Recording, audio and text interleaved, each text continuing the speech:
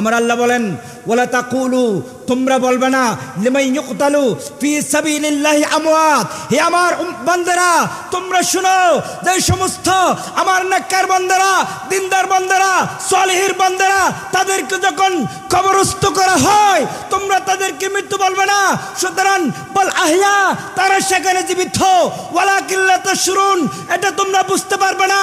আমার ওলিদেরকে আমি কেমনে কবরের মধ্যে জীবিত রাখি, শুহাদাদেরকে কেমনে আমি আল্লাহ কবরের মধ্যে জীবিত রাখি, আম্বিয়া ইকরামদেরকে কেমনে আমি আল্লাহ কবরে পাকের মধ্যে জীবিত রাখি, আমার বন্ধুদেরকে কেমনে আমি আল্লাহ কবরের মধ্যে জীবিত রাখি, এটা আমি আল্লাহ ছাড়া এটা তোমরা গবেষণা করতে যেও না, বুঝতে যেও না। ওয়ালাকিন লা তাশউরুন, এটা তোমরা বুঝতে পারবে না।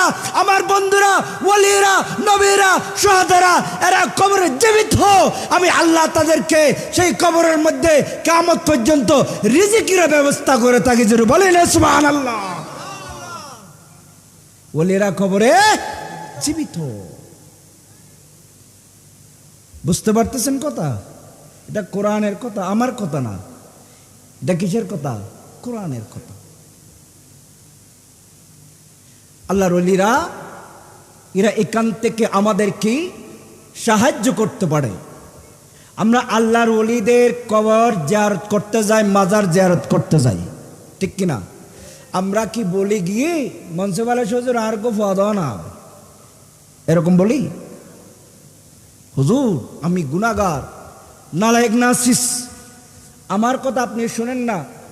আল্লাহ মালিক, আমি গুনাহগার, পাপী, গুনাহ করতে করতে, মিথ্যা বলতে বলতে, গীবত করতে করতে, আমার হারাম খাইতে খাইতে আমার জবান তো নাপাক হয়ে গেছে।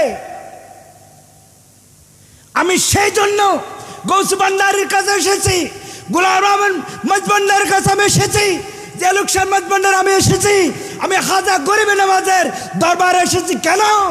আপনি এই খাজা গরিবে নওয়াজের উসিলাই, গৌসে ভান্ডারীর উসিলাই, জেলুক শাহ বাবার উসিলাই আপনি আমাকে একটা সন্তান দেন না। বলি না সুবহানাল্লাহ।